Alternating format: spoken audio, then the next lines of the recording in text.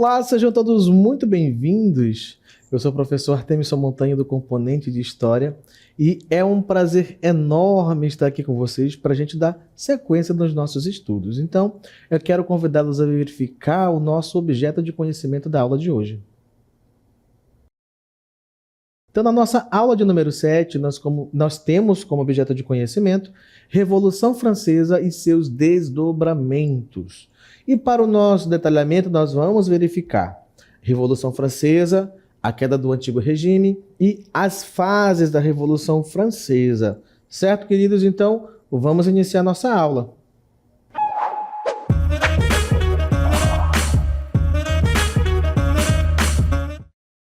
Então, nós vamos falar hoje um pouco sobre a chamada Revolução Francesa. E claro que a gente tem que entender em que contexto ela vai estar sendo realizada, por que aconteceu, né? Então não adianta a gente falar de um evento solto que você não entende o motivo por trás desse evento histórico. Então é importante você entender como surge, quais são os motivos, quem são os principais personagens ou os principais grupos sociais relacionados a esse movimento e como que essa tal de Revolução Francesa vai atender às demandas, às expectativas, aos anseios dos grupos que estavam envolvidos em tal momento. Então vamos iniciar o nosso texto para a gente fazendo uma leitura e entender como é que isso vai ocorrer, tá bom? A Revolução Francesa surgiu da crise política e econômica e social, observa, política, econômica e social. Só aí nós já temos 3 fatores associados para a culminância, tá, dessa chamada revolução, que no final do século XVIII já estavam aí então no máximo de até onde se poderia tolerar os problemas relacionados a essas esferas da vida da sociedade. Então marcou o fim da monarquia absolutista e do Antigo Regime de privilégios na França, governada por Luís XVI. A sociedade era dividida em estados, representando classes sociais distintas. Agora, pausa aí nesse texto, não tira, deixa o Luís XVI aí posando para a gente mesmo na tela, tá? Lembrando que esse Luís XVI tem como um dos seus antepassados o Luís XIV, que foi o maior expoente ou maior representante, tá? Desse chamado Antigo Regime, dessa monarquia absolutista, o chamado Rei Sol Luís XIV, que foi um dos seus antecessores, tá? Não sei se você vai lembrar, mas eu vou só soprar uma frase no seu ouvido. L'état c'est moi. Isso não é uma cantada, não é uma frase romântica, mas é sim uma máxima de poder, de representação do absolutismo naquele momento, tá? L'état c'est moi, trazido para o nosso português, de forma mais simples, seria o Estado sou eu. Essa era a máxima do Luís XIV como maior representante, tá bom? De quê? Do Antigo Regime, do absolutismo monárquico em questões de autoridade. Ele foi o maior monarca que serviu de exemplo de inspiração para monarcas de vários outros estados nacionais naquele momento. E, claro, que como bom monarca absolutista, muita coisa aconteceu, como, por exemplo, esbanjar dinheiro. E não foi uma característica só dele. Até exatamente nesse momento com Luís XVI, não se mudou nenhuma dessas práticas de se gastar muito, de o rei viver no luxo. Além desse rei vivendo no luxo, ele vai estar acompanhado de outras 2 classes sociais, que é o clero e a nobreza também ali, que vive no luxo, apenas vivendo, sugando o Estado sem pagar os seus devidos impostos. Tá bom? Então, por conta desse excesso de luxo, a falta de impostos pagos por outras classes sociais, a não ser o chamado terceiro estado, que eram os mais pobres, que a gente vai pegar para verificar essa questão um pouco melhor daqui a pouco à frente. Então nós vamos ter crise econômica por esse excesso de gastos e também associada a questões passadas, como por exemplo, na Guerra dos 7 Anos, quando a França lutou contra a Inglaterra e perdeu, o gasto de guerra é muito grande. Então você precisa ter muito dinheiro para quê? Para gastar, para bancar uma guerra e ainda por cima perder. Então isso é um pouco desmoralizante, não? Então as relações políticas internas ficam abaladas com um governante que se mete numa guerra e não consegue vencer. Para piorar a situação, Dona França, já ali muito magoada com a Inglaterra porque perdeu a Guerra dos 7 Anos, vai se meter também ali, ó, vai meter o dedinho no processo de independência dos Estados Unidos, financiando também a independência, ali dando um empurrão para os Estados Unidos para que se tornasse independente de quem? Da Inglaterra. Não é? Então já tinha uma rixa entre França e Inglaterra. Então é aquela questão, né? O inimigo do meu inimigo é meu amigo. Então cabe essa máxima aí. Só que também para fazer isso precisa de dinheiro. Então cada vez com gastos mais robustos, a situação da França não era nada fácil. Para piorar ainda mais a situação, a França tinha passado também por um período de estiagem. O que é isso, professor? Estiagem? Eu acredito que alguns de vocês já conhecem esse termo, né? Que o período da estiagem é o período de uma seca prolongada ali, que acabou trazendo uma crise alimentar, onde as pessoas passavam fome. E a esposa de Luís XVI, nesse momento, também vai ficar eternizada por uma frase que é atribuída a ela. Não se tem certeza absoluta se ela disse ou não disse a frase, mas vai ficar na história atribuída a ela a seguinte frase: se não tem pão, que comam brioches. E por que ela disse isso? Porque nesse momento em que as pessoas passavam fome por conta dessa crise agrícola que foi proporcionada pela seca, sem água, né, as plantas não produzem, elas morrem, elas secam, ou então, por mais que ali que elas ainda produzam, mas nós vamos ter uma queda no processo de produção. Quando você leva em conta que nesse momento a principal forma de se alimentar das classes mais pobres era o pão, então você começa a entender a revolta do povo e também por que essa frase vai ser tão emblemática do se não tem pão que comam brioches. Ué, professor, mas você não falou que a crise era agrícola? Então como é que o problema vai estar no pão? Ué, porque o pão é feito com base de quê? De trigo. E o trigo é produzido onde? No campo. Mas se o campo está seco, não produz, não se tem trigo nem para fazer pão. Mas a nobreza continuava vivendo onde? No luxo. No luxo, à base de quê? Dos impostos que eram pagos pelas pessoas mais pobres. Tá bom? Então, por isso essa frase ficou marcada. Se não tem pão, que comam brioches. Se as pessoas não podiam comer pão, que era a alimentação mais comum, como comeriam um brioche que era mais caro, que era feito para quem para comer? Para os nobres. Então, isso foi uma frase que ficou marcada, né, na história, ficou eternizada, atribuída a Maria Antonieta. Ok, mas vamos passar um pouco mais à frente e entender, então, como é que estava disposta a sociedade nesse momento dentro dessa França, que ainda mantinha os traços de uma sociedade feudal, do trabalho agrário e também de uma sociedade estamental. Então, me acompanha na imagem seguinte. Primeira questão que a gente vai verificar aqui, vou falar de novo desse termo, estamental. O que é uma sociedade estamental? O que são esses estamentos? Os estamentos são, digamos assim, os lugares que cada um nasceu, é o status quo de cada um, ou seja, se você nasceu em uma determinada classe social, você não pode mudar de classe, você não pode ascender socialmente, tá? E essa charge também, ela é bem característica, ela é emblemática, representando de como a sociedade francesa funcionava nesse momento.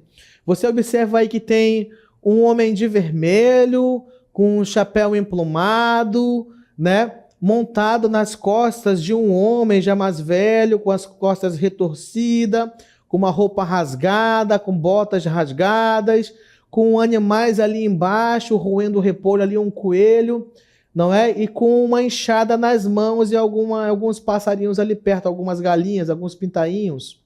E também à frente desse homem de vermelho, você observa um homem com a mão levando assim ao peito, né? Levando ao peito ali. Você observa que ele tem algumas ferramentas, alguns adereços como, por exemplo, uma cruz perto da mão que está no peito. E o que isso representa para a gente? Representa justamente a estrutura social nesse momento da França. O homem de vermelho representa a classe dos nobres. Como é que o senhor sabe, professor, que é um nobre? Ué, por conta primeiro da roupa, que essa cor vermelha era utilizada pelos nobres, o chapéu emplumado também, que era característica da vestimenta dessa classe, e um outro elemento que é crucial, a espada. Mesmo que ele não tivesse com esse chapéu e fosse uma outra cor de roupa, mas se ele tivesse com a espada nesse momento, estaria representando um nobre, porque só os nobres poderiam portar uma espada. Eram os nobres que estavam diretamente ligados aí a essa questão da representação do exército, das forças armadas, tá? E quem é esse homem de roxo ali, nesse tom lilás, roxo, ali com a mão no peito e essa cruz ali, o crucifixo pendurado? Ele está representando o clero, tá? Que são as duas principais classes que viviam do trabalho de quem? Do terceiro estado, tá? Então, o nobre e o religioso, o clérigo, representam o primeiro e o segundo estado.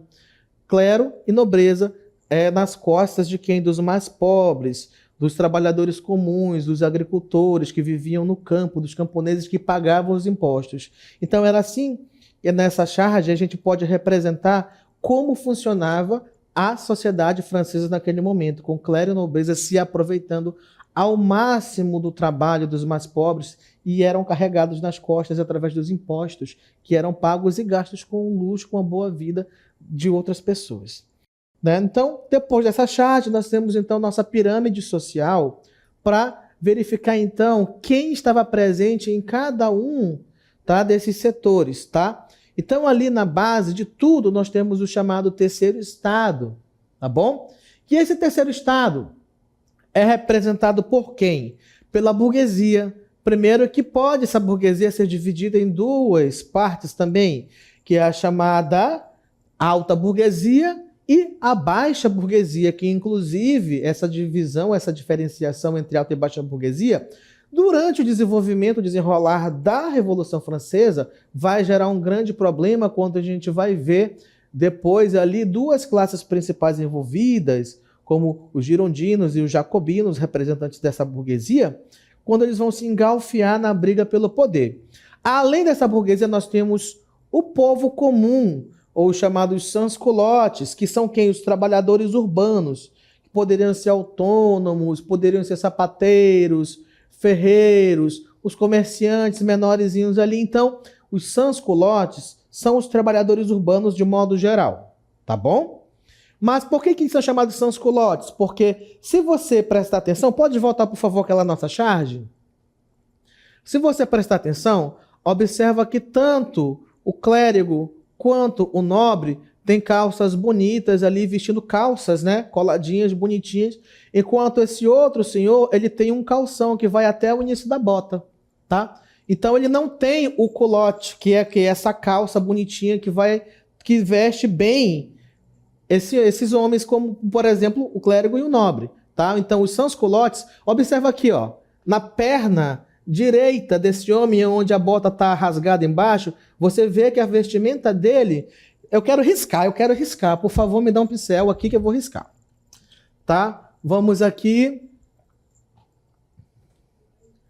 na canetinha, bem aqui, ó, você observa aonde deveria finalizar a roupa desse homem, ou seja, ele não tem essa calça comprida até os pés para lhe servir como esse culote, ou seja, esse culote que se fala era justamente esse tipo de calça que era utilizada pelos nobres, tá? E pelos clérigos. Então você observa nessa diferença também até uma forma de discriminação de tratar esses trabalhadores urbanos. Agora voltando para a nossa pirâmide, então os sans-culottes eram esses trabalhadores que se diferenciavam não só pela questão do nascimento, em que classe social nasceram, mas também nas próprias vestimentas como eram representados. E claro, os camponeses, que eram as pessoas que moravam no campo, os agricultores, que viviam de quê? De criar animais, de plantar e de colher. Então, olha quanto eles representavam. Mais de 24 milhões de pessoas.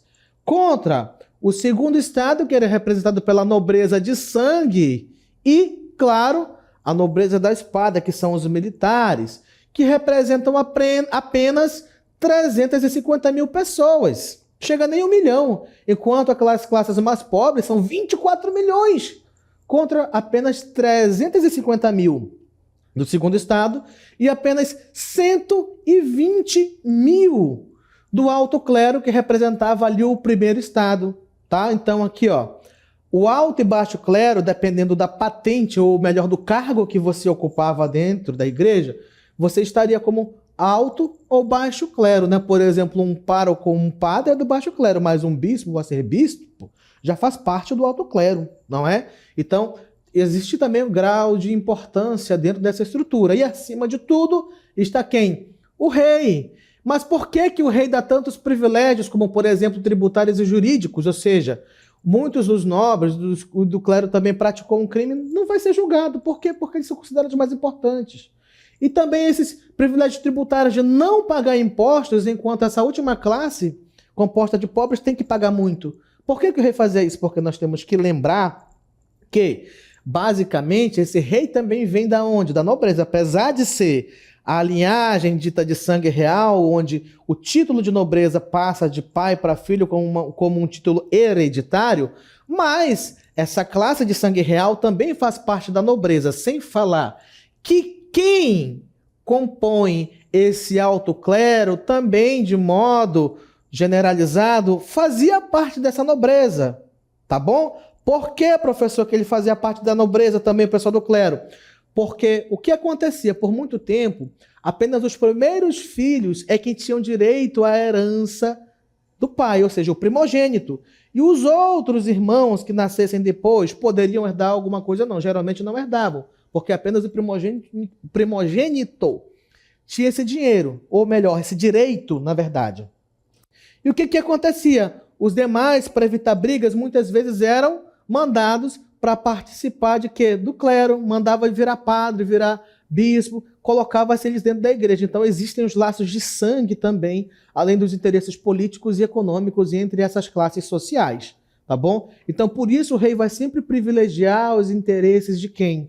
Do clero e da nobreza, que são as classes mais fortes economicamente e politicamente também, que lhe garantem a sua base de apoio para governar.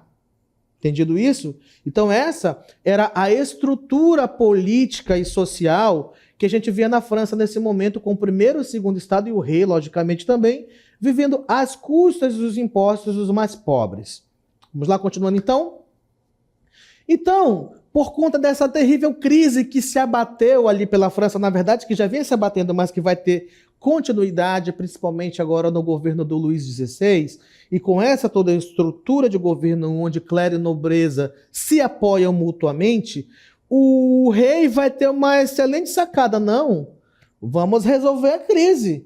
Nós temos que sanar essa crise econômica que está acontecendo dentro do Estado francês. Então, qual é a grande sacada do Luís XVI aí? Olha só, os Estados Gerais eram uma assembleia convocada em momentos de crise na França medieval, sendo a última convocação em 1614. A gente está falando aqui já de 1700 e pouco, né? Ou seja, mais de 100 anos depois só que vai ser convocada, tá, essa assembleia, que antecede um pouco aí a nossa revolução, que a gente está conversando tanto. Então era vista pelo povo como uma esperança para resolver os problemas do país. Esta assembleia reunia representantes dos 3 estados da sociedade francesa, onde as decisões eram tomadas por voto de estado, não por indivíduo, levando a uma aliança entre nobreza e clero para derrotar o terceiro estado. E aqui então estamos nós, no meio desses impasses estabelecidos, tá? Entre essas classes sociais, entre o primeiro, o segundo e o terceiro estado. Então você pode perceber aqui, ó, bem ali embaixo, ali, ó, com aquela roupa vermelha, com aquele negócio aqui no cabelo ali, você tem quem, então? O primeiro estado. E do outro lado, ali, ó, você tem quem? O segundo estado. E ali para baixo, aqui, ó, você tem o terceiro estado representado por pessoas mais simples. E no meio, claro, as pessoas que estão dirigindo, então, essa reunião, tá? Ali para cima ficou, parece um pouco o pé dele ali, mas nós tínhamos quem? O Luís XVI. E você pode observar que nós vamos ter ali uma representação que vem desse momento, tá? Que a gente vai comentar rapidamente, que é a questão de direita e de esquerda, tá? Normalmente, hoje em dia, a gente ouve, né, esses termos sendo falados, é de direita, é de esquerda, não é? E muitas vezes se associa da seguinte forma, ele é comunista, ele é de direita ou ele é de esquerda, né? Não é comunista, é conservador, tal. Mas esse termo, na verdade, não surge a partir da questão de comunismo ou de capitalismo, não surge aí, surge na verdade aqui, ó, nesse contexto da Revolução Francesa, porque quem estava ao lado do rei para lhe dar apoio ficava à sua direita. E quem ficava contra o rei, que era contra as suas ideias, contra os seus mandos e desmandos, ficava à sua esquerda. Então, ou seja, quem é a favor do rei é de direita. Quem é contra o rei é de esquerda. Então, essa era a organização dentro dessa Assembleia. Mas, nessa Assembleia aqui, a gente não vai chegar num consenso. Porque o terceiro estado queria que, na verdade, a votação para resolver o problema fosse da seguinte forma, fosse feita por cabeça. Ou seja, que cada homem presente ali de cada estado pudesse votar individualmente. Lembra que esse terceiro estado era formado por 24 milhões de pessoas, enquanto os outros eram apenas algumas mil? Mas primeiro e segundo estado se sentindo ameaçados, que perderiam essa votação, porque eles queriam, o primeiro e segundo estado, que para se resolver essa crise econômica que a França passava, que eles queriam apenas aumentar ainda mais os impostos cobrados do terceiro estado. Essa era a solução para eles.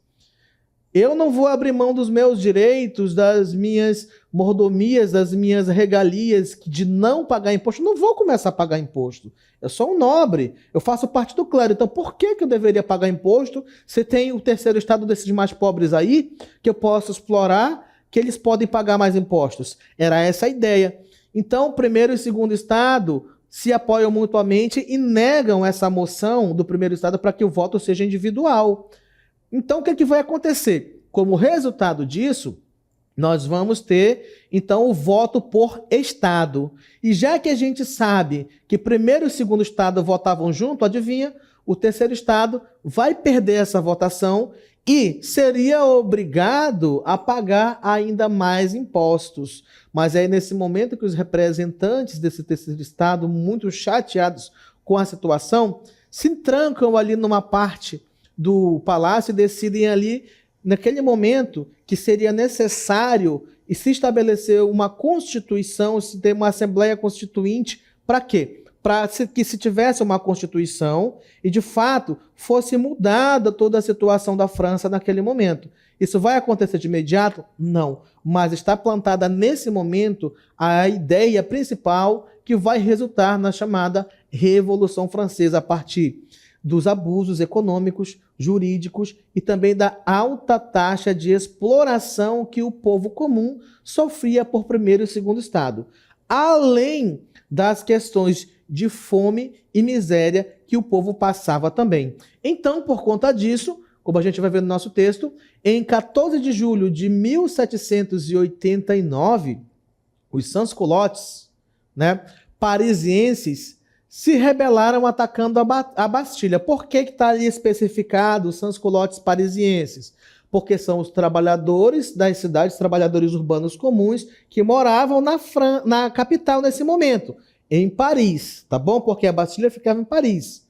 Se rebelaram atacando a Bastilha, prisão símbolo do antigo regime, e onde os opositores do absolutismo eram detidos. A queda da Bastilha marcou o início da Revolução Francesa, desencadeando um fervor revolucionário por toda a França. Aí você pode me perguntar, mas professor, qual é a importância desse prédio? Por que justamente ele é tido como um marco desse processo de início da Revolução Francesa? Porque, como está expresso ali no nosso texto, ele era o símbolo do poder.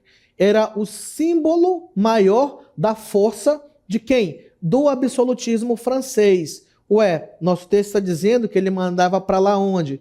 as pessoas que eram consideradas opositoras do regime. Ou seja, o rei mandou, vai preso. Por quê? Porque é considerado um criminoso por não apoiar a forma como o governo está sendo feito. Então, a Bastilha era um símbolo desse autoritarismo, tá? Então, se derruba primeiro o símbolo que representa tal questão, certo? E aí, no meio disso, o povo vai até fogo, derruba. Dizem alguns boatos, algumas fofocas históricas, que teve até gente que utilizou a mão, os dedos ali para puxar os tijolos para derrubar a Bastilha naquele momento ali, com tanta raiva que o povo estava desse tipo de regime autoritário, tá bom? Então a tomada da Bastilha pela população ali representa justamente a quebra, a cisão, a finalização, a derrubada, como você queira chamar, do antigo regime na França pré-revolucionária, ou melhor, no meio da efervescência dessa revolução, certo? Então a primeira fase que a gente vai ter, né, pós tomada da Bastilha aí, é justamente a Assembleia Nacional Constituinte, tá? E depois temos também a Assembleia Legislativa. Então nós vamos ter, claro, o início dessa Revolução Francesa a partir dessas causas que a gente vem conversando desde o início da nossa aula. E o período inicial, conhecido como Grande Medo de 1789, foi caracterizado por ataques e pilhagens às propriedades dos aristocratas. Não confunda o período do Grande Medo com o período do terror, tá bom? Que o terror vai ser depois. Esse medo era justamente porque a aristocracia tinha medo que as pessoas enfurecidas e no meio desse frenesi de ideias revolucionárias pegassem, invadissem suas residências, os atacassem, os prendessem ou fossem mortos por eles, não é?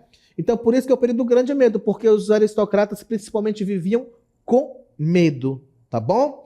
Então foi promulgada a Declaração dos Direitos do Homem e do Cidadão. Gente, isso é importantíssimo. Por quê?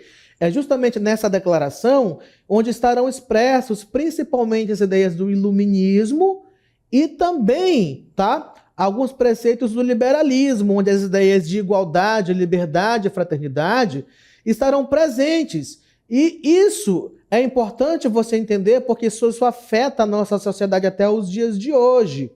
É onde se começa a quebra da ideia da sociedade estamental, a partir dessa ideia de igualdade que vai estar presente nessa declaração. Você não tem, por exemplo, hoje no Brasil rei, conde, visconde, onde o seu nascimento determina a sua posição social. Por mais que você nasça pobre, você pode ascender socialmente, não é? Hoje em dia você pode. E é justamente a partir da Declaração dos Direitos do Homem e do Cidadão que essas ideias começam a se espalhar. Então, essa quebra com a estrutura feudal ainda presente no antigo regime francês vai ser começada a ser repensada a partir dessa declaração e das ideias do iluminismo, tá bom? Que estarão presentes nessa declaração. Então a nobreza e o clero começam a fugir em massa, certo? Em 1791 foi estabelecida a nova Constituição Francesa, instaurando a monarquia constitucional. E o processo revolucionário francês representava uma ameaça significativa para outras nações absolutistas. E por conta disso, né, você tem que começar a se movimentar para que outras nações não venham na tentativa de restaurar a monarquia francesa e interfiram nas questões revolucionárias. Na sequência, a próxima fase, nós temos a Convenção de setembro de 1792, onde o Luís XVI deixou de ser o rei da França. Por quê? Porque ele foi acusado de crime de traição, tá bom? Ele vai fugir para a Áustria, porque, se não me falha a memória, sua esposa Maria Antonieta era austríaca, e lá também se chama monarquia absolutista, então ele foge para buscar abrigo e ajuda, mas nisso, antes que ele consiga sair, que inclusive ele tentou fugir, passar numa carroça ali pela fronteira disfarçado de mulher, mas foi reconhecido, foi traído de volta e acusado de traição por tentar abandonar sua pátria. E por conta disso ele vai ser executado em janeiro de 1793. Então, o regicídio, ou seja, a morte ou o assassinato do rei, inaugurou o período do terror, onde muitos dos nobres acabaram perdendo sua cabeça na guilhotina. E diga-se de passagem, curiosidade histórica, que a morte na guilhotina é tida naquele momento como uma forma digna de morrer. Por quê? Porque tal qual hábitos medievais ainda, normalmente as mortes eram feitas por tortura. Então você podia passar horas, dias e até mesmo um período maior ali sendo torturado até a morte. Então a morte por guilhotina era uma forma de execução rápida, sem muito sofrimento. Rápido, acabou e pronto, foi. Então era uma forma um tanto quanto, vamos colocar nesse termo, digno de morrer, sem sofrimento, tá bom? Então, nesse momento, por conta disso, os jacobinos, liderados por Maximilien Robespierre, radicalizam a revolução e assumem, com essa nova Constituição, onde a participação política do povo vai ser mais ampla, instaurando aí, nesse momento, tá, o sufrágio universal, onde as pessoas poderiam votar. Então, nós vamos ter também, nesse momento, a chamada Lei dos Suspeitos, com o Comitê de Salvação sendo colocado, e nesse momento começa uma vigilância, uma caça às bruxas sobre todo mundo, e o Robespierre vai ficar tão paranoico com essa questão de buscar os traidores da Revolução, que ele vai começar a matar muita gente sem muita discriminação, se era revolucionário ou não, tá bom? Então esses inimigos da Revolução eram guilhotinados, mas por conta dessa forma como ele estava fazendo, o que, é que vai acontecer? Ele vai ser retirado do poder, e ele mesmo vai acabar indo parar na guilhotina. Tá bom? Então nós vamos ter nesse momento, né, uma vez os jacobinos saindo do poder, nós vamos ter os girondinos assumindo, dando início ao chamado período do diretório. Tá bom? O que é esse diretório? É uma forma de governo onde diretores, no caso 5 diretores girondinos, por isso é diretório, vão estar governando a França. Então isso vai ser a chamada da reação termidoriana, né?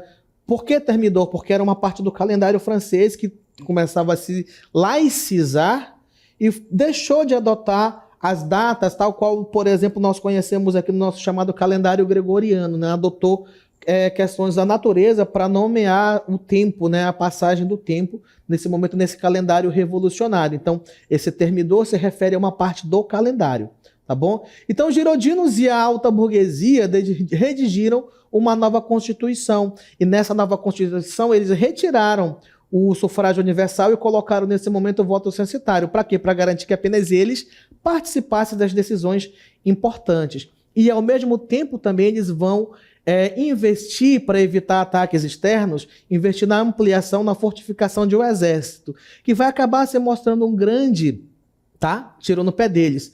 Porque é nesse fortalecimento do exército que vai surgir justamente uma figura importantíssima, onde nós vamos ter o chamado golpe do 18 Brumário, onde Napoleão Bonaparte vai acabar se destacando e assumindo o poder na França. Ok, queridos? Essa foi a nossa aula de hoje.